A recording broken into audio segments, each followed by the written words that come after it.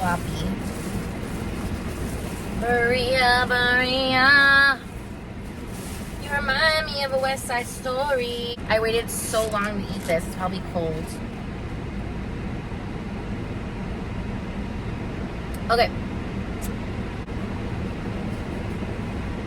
I have yet to have a really, really good birria in my life. I've had some good ones, but nothing like top notch. Wish I had chips.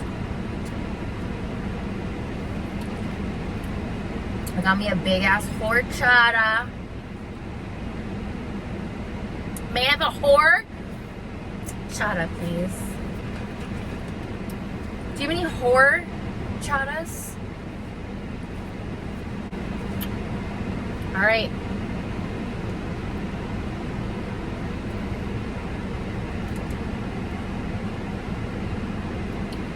I just finished the work week. It's like Mercury's in retrograde or some shit. Like some weird shit's going on.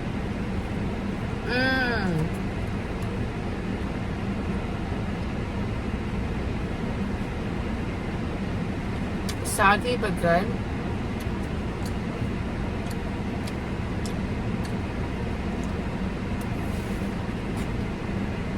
Oh my god.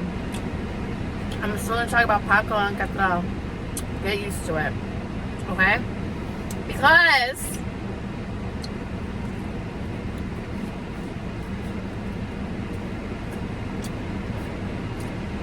I'm still relishing it. I'm still living in the moment.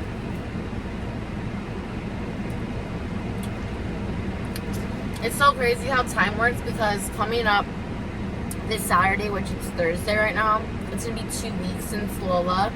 It's gonna be 2 weeks since seeing Paco and Catrao in person, and it feels like just yesterday. Yet the 2 weeks before that, it dragged. But I found a full video of their concert that I saw, that I was there at, and y'all, it doesn't do it justice. It's still really good, but being there at 5:55 while the sun was going down, just having them in my city was amazing. So, if you remember in my Chick-fil-A video,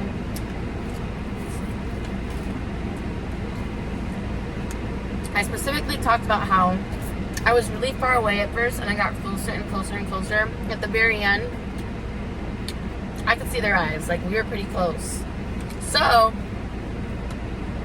I've been watching videos and clips, and I actually found me and Jonathan at the end. Like, you can barely see, but I'm 99.98% sure that that's us.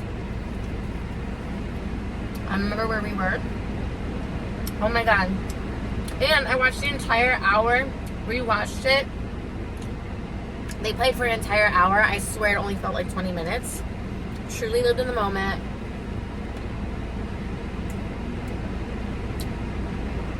At the 28:10 mark, you hear them just go completely quiet.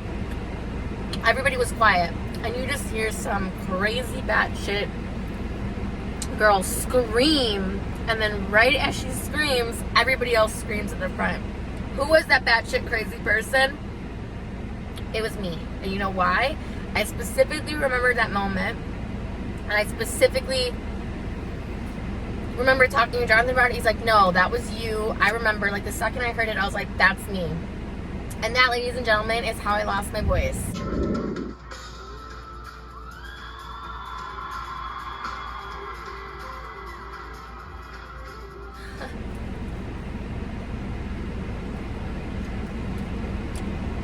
It came back, but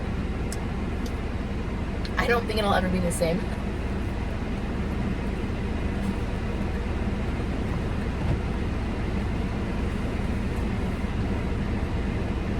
My energy belonged in the front with everybody else, because if you watch it, it sounds like everyone's going crazy, and they were.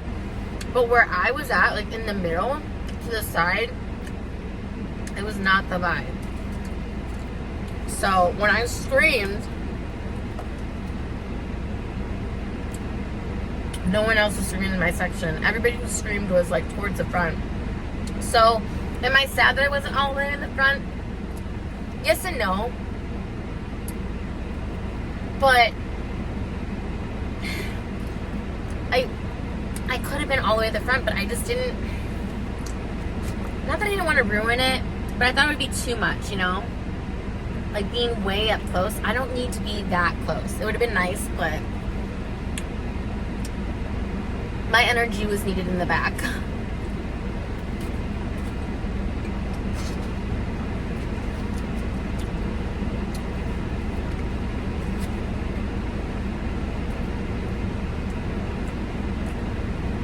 It was funny because if you watch it, it was quiet, and they were just about to end their set. So when no one really even needed to scream, because right when we like let go of our screams, like when they were done, so then we like upheld the screams again. But it worked out because I was like, I am not gonna let it be this piss fucking quiet. I am gonna be that crazy bitch fucking screaming. So yeah, needless to say, we had the best time of our lives. I listened to them on the way to work. I love Baby Gangsta, Re Foro. I think that means relining.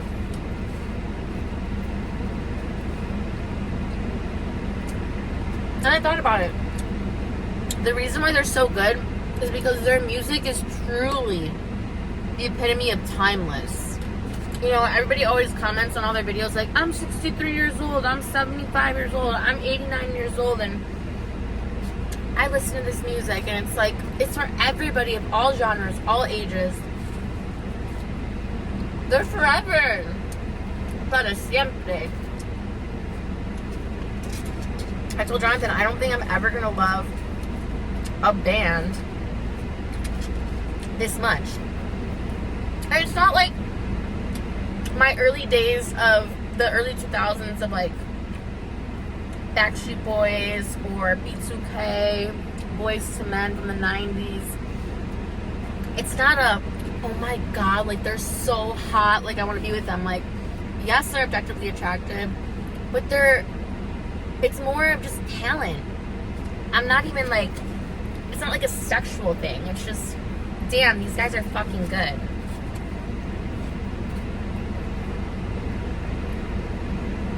In all honesty, they're like, it's like a big brother, little brother thing. Like, I never had a little brother. Paco feels like, Paco, his real name is Ulysses. He feels like a little brother, and Catral feels like an older brother who reminds me so much of my brother Richard. If I can find pictures of Richard, I'm gonna like put side by sides. I swear they have very similar features except for here. Everything else over here is very similar.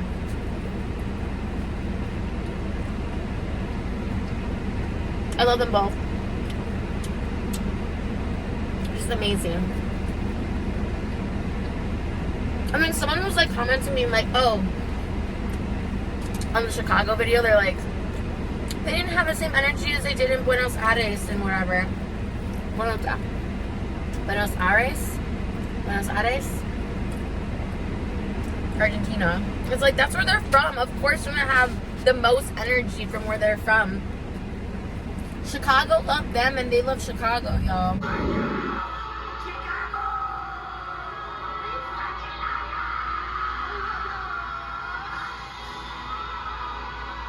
They didn't need to be crazy. They didn't need to be over the top, but they were. But they were still chill. It was so simultaneous.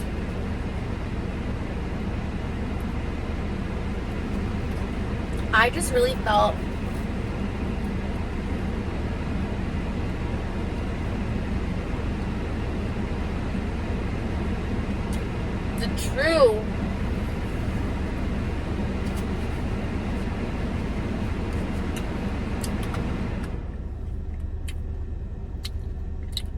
the true shift in my life.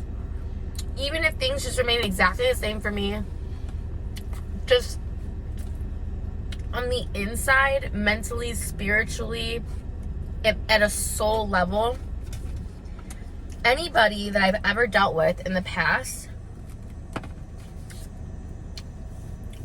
anybody from my past, that we're just leaving it in the past. You know what I mean? Like, this was really the transition of, we're letting everything go.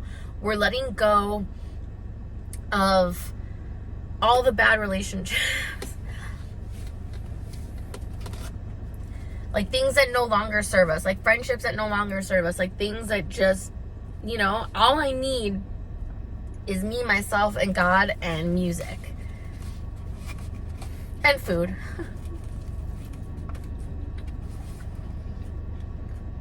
And animals. But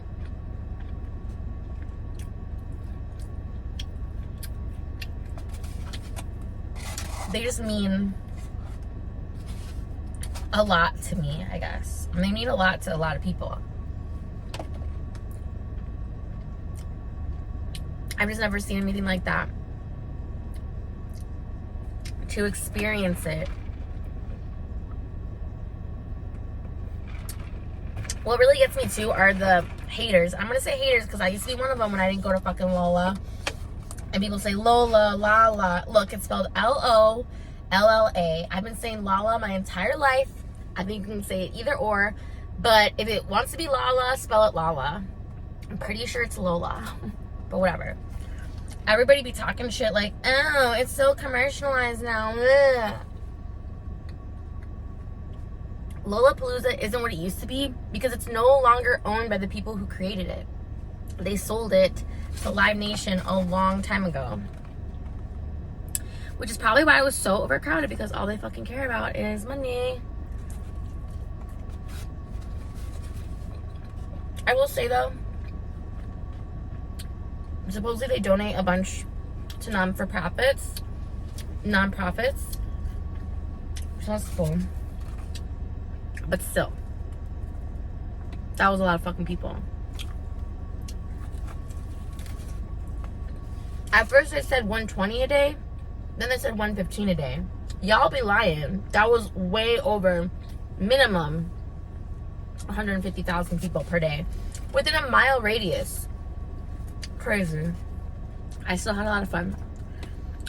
I just don't think I'm ever gonna love a band this much. Mark my words. I was telling Jonathan, I was like, I don't think I'm ever gonna love, like, people have Sabrina Carpenter and Olivia Rodrigo and Beyonce. Like, I'm not putting them all in that realm, but those people have their fans. I respect them, not a fan. Personally, don't listen to their music. Past my time. That's what I'm saying. Like, this shit is timeless. And I did realize, the more that they're teaching me Spanish, is not all of their songs just have to do with ass. A lot of them do. But some of their songs actually do have meaning to them. Like Imposter.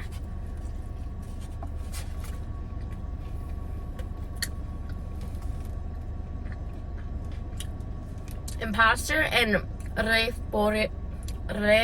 Poreo. I can't fucking speak Spanish. They have to do with self-reflection, and Reforo is like a relining. He sees that he's become a monster at what cost. Cost him his friendship.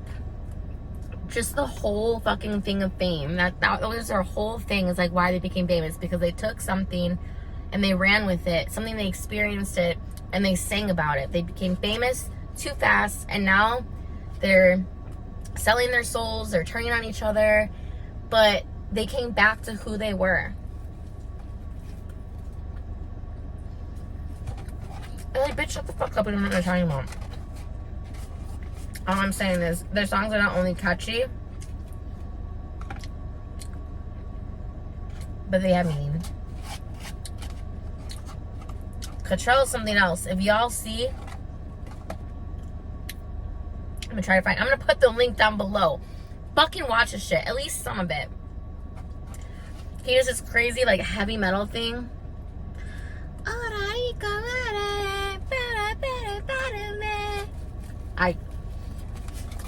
And he was smoking a joint on stage. Like, the fuck? I didn't even see that until afterwards. It's so fucking cool. I will say, like, who the fuck do I have to blow to go backstage? Because, don't answer that.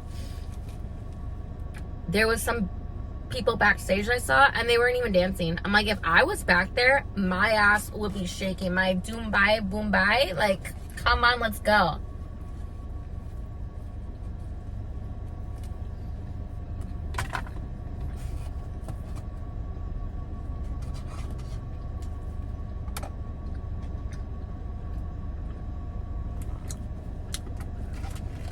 But yeah, if you look at the initial 2-minute video I posted of them, you can hear where it's just me by myself. That was all the way in the back. Then I made it closer. I had a lot of fun, and I'm glad that I went closer. Am I sad that I didn't get closer? Kind of, but I didn't need to. I was there. At first, I'd like try to gaslight myself and be like, was I actually there? The proof is in the pudding.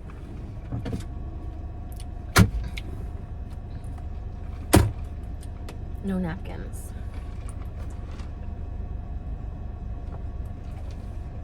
All right, y'all. Whew, I'm gonna figure this out. Haha. I had some. Bye, y'all. Thank you.